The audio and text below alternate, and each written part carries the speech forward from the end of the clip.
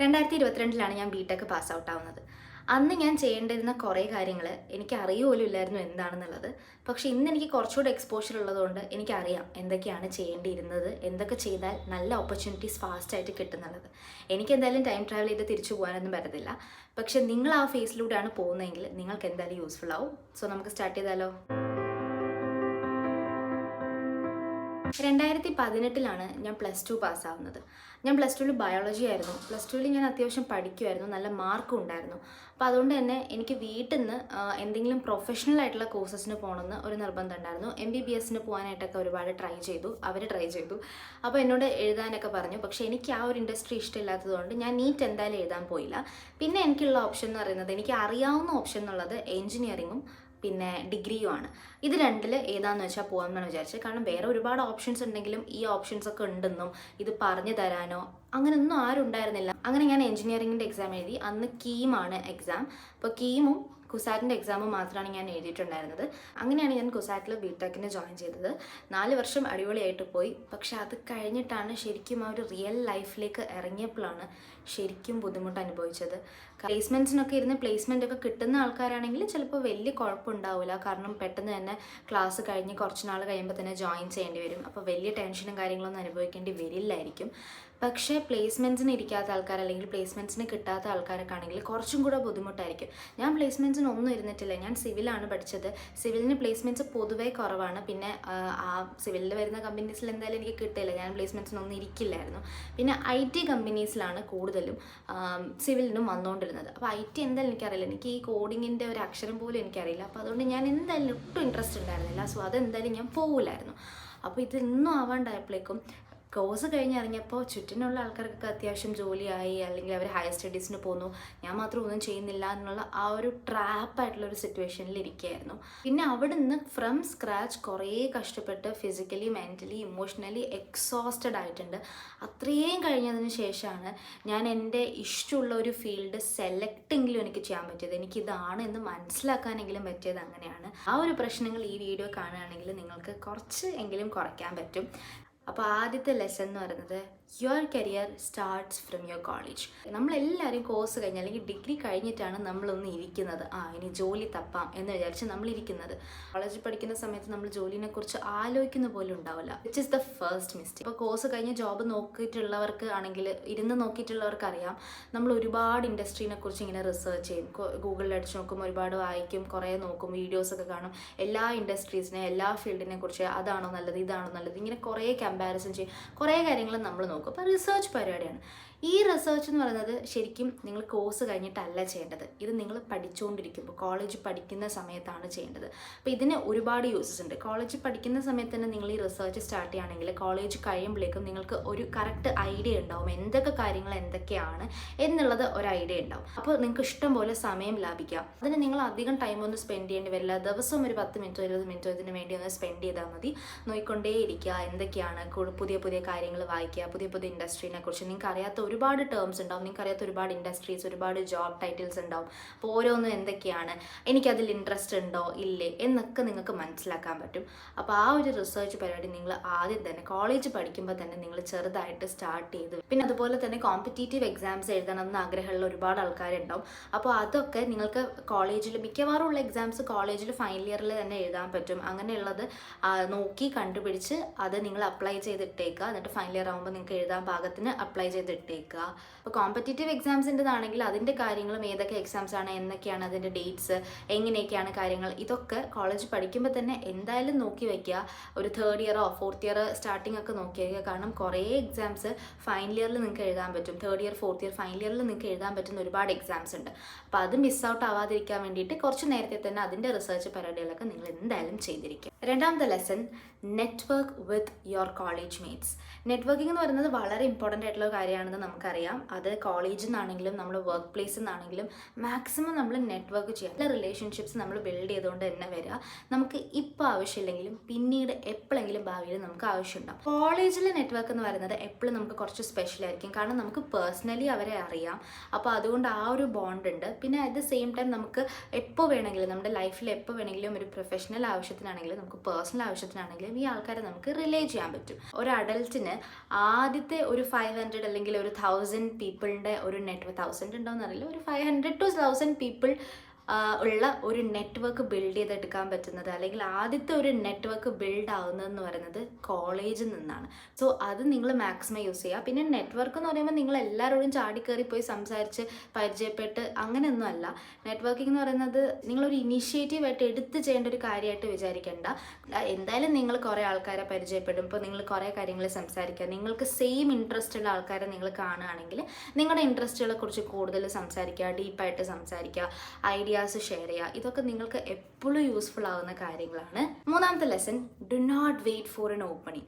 നമ്മളൊക്കെ കോളേജിൽ പഠിക്കുമ്പോൾ ഇൻറ്റേൺഷിപ്സ്, വോളണ്ടിയറിങ് അങ്ങനത്തെ കാര്യങ്ങളൊക്കെ ചെയ്യും അല്ലേ. അപ്പോൾ ഇൻറ്റേൺഷിപ്സ് ഒക്കെ ആണെങ്കിൽ ഈ നമ്മൾ സിലബസിലുള്ളതുകൊണ്ട് മാത്രം, ഞാൻ അങ്ങനെ ചെയ്തത്, എൻ്റെ സിലബസിൽ ഇൻറ്റേൺഷിപ്പ് ഉള്ളതുകൊണ്ട് മാത്രം, അതൊരു പേപ്പർ ആയതുകൊണ്ട് മാത്രം നമ്മൾ പഠിക്കുന്ന സബ്ജക്റ്റിൽ തന്നെ പോയിട്ടൊരു ഇൻറ്റേൺഷിപ്പ് ചെയ്തു, തിരിച്ചു വന്നു, മാർക്ക് കിട്ടി, തീർന്നു. അതല്ലാണ്ട് ഞാൻ ഒരു ഇൻറ്റേൺഷിപ്സും ചെയ്തിട്ടില്ല. അത് ഞാൻ ഏറ്റവും കൂടുതൽ റിഗ്രറ്റ് ചെയ്യുന്ന ഒരു കാര്യമാണ്. ഇപ്പോൾ നിങ്ങളത് ചെയ്യാതിരിക്കുക.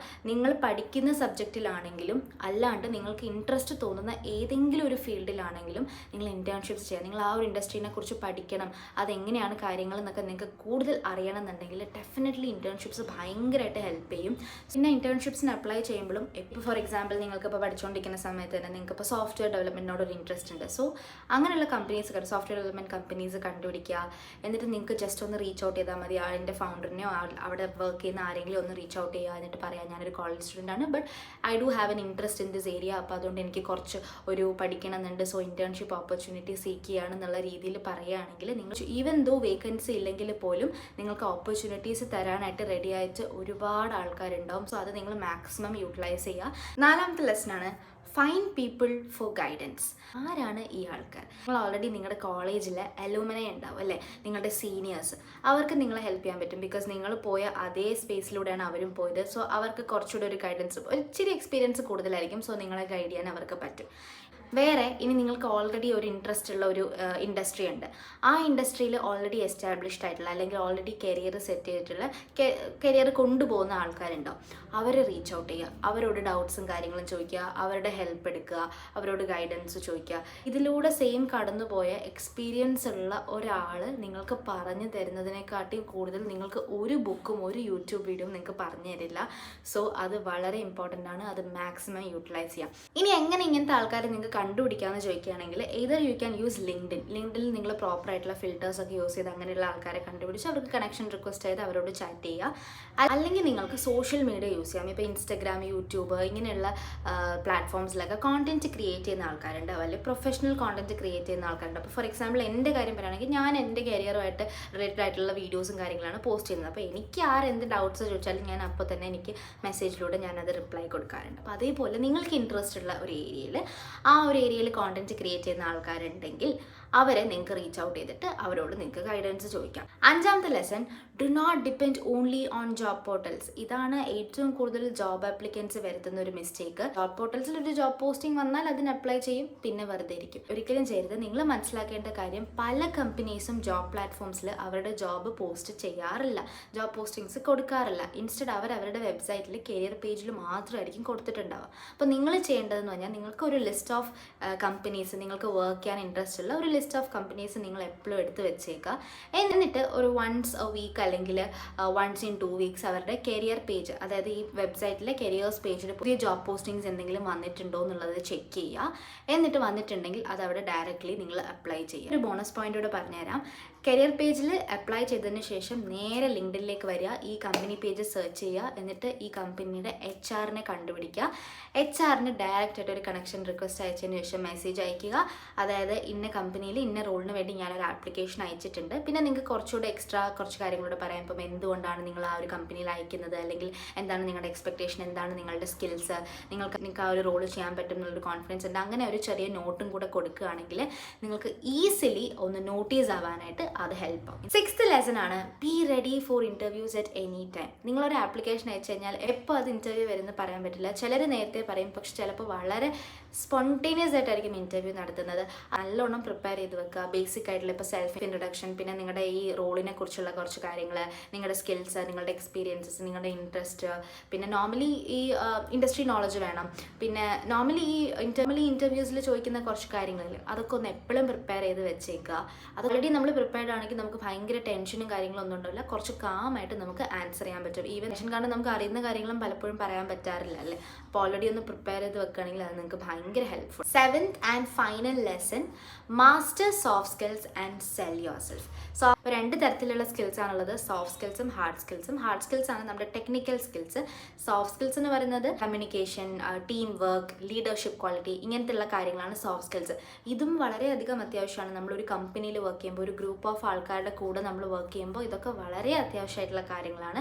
അതൊക്കെ നിങ്ങൾക്ക് നല്ല രീതിയിൽ പ്രാക്ടീസ് ചെയ്ത് വെക്കുക. കാരണം പല കമ്പനീസും ഈവൻ ദോ നിങ്ങൾക്ക് ഹാർഡ് സ്കിൽസ് ഇല്ല എന്നുണ്ടെങ്കിലും ഈ നല്ല രീതിയിലുള്ള സോഫ്റ്റ് സ്കിൽസ് ഉണ്ടെങ്കിൽ, ഇപ്പോൾ പെട്ടെന്ന് പഠിച്ചെടുക്കാൻ നല്ല ഗ്രാസ്പിംഗ് കപ്പാസിറ്റി ഒക്കെ ഉണ്ടെങ്കിൽ നിങ്ങളെ ചൂസ് ചെയ്യുന്ന സോഫ്റ്റ് സ്കിൽസ് നല്ല പോലെ പ്രാക്ടീസ് ചെയ്യുക. And also try to sell yourself. എന്താണ് സെല്ലിങ് യുവർ സെൽഫ് എന്ന് പറയുന്നത്? ഏറ്റവും കൂടുതൽ നിങ്ങൾക്ക് നിങ്ങളെ തന്നെ സെല് ചെയ്യാൻ പറ്റുന്നത് പേഴ്സണൽ ബ്രാൻഡിങ്ങിലൂടെയാണ്. നിങ്ങൾക്ക് ഏതെങ്കിലും ഒരു സ്കില്ലുണ്ട്, അല്ലെങ്കിൽ നിങ്ങൾക്ക് എക്സ്പീരിയൻസ് ഉണ്ട്, നിങ്ങൾക്ക് ഇൻട്രസ്റ്റ് ഉണ്ടെന്നുണ്ടെങ്കിൽ നിങ്ങൾക്ക് കോണ്ടന്റ് ക്രിയേഷൻ സ്റ്റാർട്ട് ചെയ്യാം. നിങ്ങൾക്ക് സോഷ്യൽ മീഡിയയിലൊക്കെ കോണ്ടന്റ് ക്രിയേഷൻ സ്റ്റാർട്ട് ചെയ്യുമ്പോൾ യു വിൽ ഗെറ്റ് നോട്ടീസ്ഡ്. നിങ്ങൾക്ക് നിങ്ങളുടെ എക്സ്പെർട്ടൈസ് കൂടുതൽ കാണിക്കാൻ പറ്റും.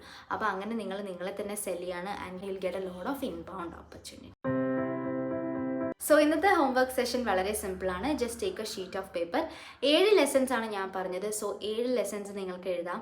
എന്നിട്ട് ഇതിൽ ഏതൊക്കെ ലെസൺസ് നിങ്ങൾ ചെയ്തിട്ടുണ്ട്, ഏതൊക്കെ നിങ്ങൾ ചെയ്തിട്ടില്ല എന്നുള്ളത് you can just note it down, ഒന്ന് മാർക്ക് ചെയ്ത് വെക്കാം. ആൻഡ് ചെയ്തിട്ടില്ലാത്ത കാര്യങ്ങളാണെങ്കിൽ അതിൻ്റെ താഴെ നിങ്ങൾക്ക് ഓരോരോ സ്റ്റെപ്സ്, ചെറിയ ചെറിയ സ്റ്റെപ്സ് നിങ്ങൾക്ക് എഴുതാം. എന്താണ് നിങ്ങൾക്ക് ഇനി ചെയ്യാനുള്ളത്? ഫോർ എക്സാമ്പിൾ ഞാൻ പറഞ്ഞു റീസേർച്ചിൻ്റെ കാര്യം. So if you have not started research yet, നിങ്ങൾക്ക് ഇപ്പോൾ സ്റ്റാർട്ട് ചെയ്യാം. നിങ്ങൾക്ക് എഴുതി വെക്കാം എന്തൊക്കെ സ്റ്റെപ്സാണ് ഞാൻ ഇനി റിസർച്ചിന് വേണ്ടിയിട്ട്, റിസർച്ച് സ്റ്റാർട്ട് ചെയ്യാൻ വേണ്ടി എന്തൊക്കെ സ്റ്റെപ്സാണ് ഞാൻ ചെയ്യേണ്ടത് എന്നുള്ളത് you can just note it down. ഇനി വേറൊരു എക്സാമ്പിൾ പറയുകയാണെങ്കിൽ I talked about interview preparation. So അങ്ങനെയാണെങ്കിൽ നിങ്ങൾ ഇതുവരെ ഇൻ്റർവ്യൂവിന് വേണ്ടി പ്രിപ്പയർ ചെയ്ത് തുടങ്ങിയിട്ടില്ല എന്നുണ്ടെങ്കിൽ നിങ്ങൾക്ക് ജസ്റ്റ് ഒന്ന് നോട്ട് ഡൗൺ ചെയ്ത് വെക്കാം എന്തൊക്കെ കാര്യങ്ങളാണ് നിങ്ങൾ പ്രിപ്പയർ ചെയ്യാൻ വേണ്ടിയിട്ട് നിങ്ങൾ ചെയ്യേണ്ടതെന്ന്. You can just note it down. Note ചെയ്താൽ മാത്രം പോരാ, അതുപോലെ ചെയ്യുകയും വേണം എന്തായാലും. And as a final note എനിക്ക് നിങ്ങളോട് പറയാനുള്ളത്, ജോബ് ഹണ്ടിങ് എന്ന് പറയുന്നത് ശരിക്കും വളരെ ടയറിങ് ആയിട്ടുള്ള പ്രോസസ്സാണ്. ഭയങ്കര എക്സോസ്റ്റിംഗ് ആണ്. I know how it feels. പക്ഷേ എനിക്ക് ആകെ നിങ്ങളോട് ഇപ്പോൾ പറയാൻ പറ്റുന്നത് മാക്സിമം നിങ്ങൾ നിങ്ങളെ തന്നെ വിശ്വസിക്കുക ആൻഡ് വർക്ക് ഹാർഡ്. ഭയങ്കരമായിട്ട് വർക്ക് ചെയ്യുക, അപ്പ് സ്കിൽ ചെയ്തുകൊണ്ടേ ഇരിക്കുക, പഠിച്ചുകൊണ്ടേ ഇരിക്കുക. അങ്ങനെയുള്ള ആൾക്കാർക്ക് തന്നെയാണ് കൂടുതൽ ഓപ്പർച്യൂണിറ്റീസ് കിട്ടുന്നത്. സോ നിങ്ങളാണ് നിങ്ങളുടെ ഓപ്പർച്യൂണിറ്റീസ് ക്രിയേറ്റ് ചെയ്യുന്നത്. So you have to work really hard for that. So അടുത്തൊരു വീഡിയോയിൽ കാണാം. Relax, take care and bye by.